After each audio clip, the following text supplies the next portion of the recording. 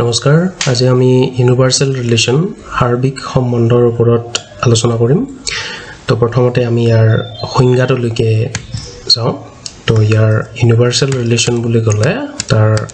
সংজ্ঞাটো কেনেকুৱা ধৰণৰ হয় তো হাৰ্বিক সম্বন্ধ সংগতি A ৰ পৰা সংগতি B লৈ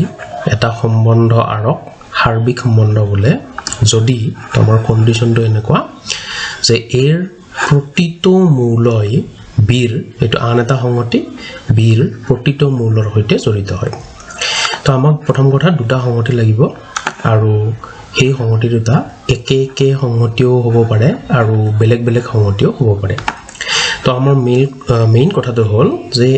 প্ৰথম যেটো সংগতি থাকিব এটো আমি A বুলি কৈছো ইয়াৰ প্ৰতিটো মূলয়ে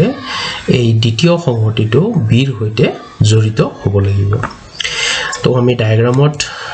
চাই লওঁ সে আমাৰ A আৰু B সংগতি দুটা আছে আৰু আমি কৈছো যে A ৰ পৰা B লৈকে আমি এটা সম্বন্ধ স্থাপন কৰিব খুজিছো সাপোজ 8 3 5 আৰু 7 এই তিনিটা মূল আছে আৰু B সাপোজ 2 আৰু 7 মূল আছে তো এতিয়া হাৰ্বিক হ'ব লাগিলে প্ৰথমতে আমি 3 ৰ কথালৈকে আহিছো যে 3 এ এই B থকা 2 আৰু 7 এই দুটাৰ লগত জড়িত হ'ব লাগিব তে 2 ৰ লগতো হ'ব 7 ৰ লগতো হ'ব একে ধৰণে 5 মূলটোও 2 ৰ লগতো জড়িত হ'ব লাগিব আৰু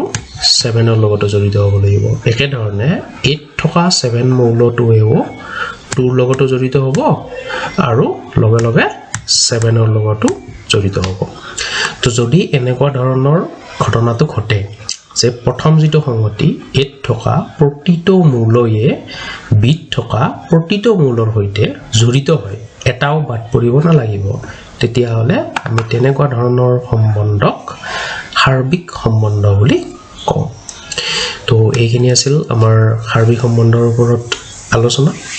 ধন্যবাদ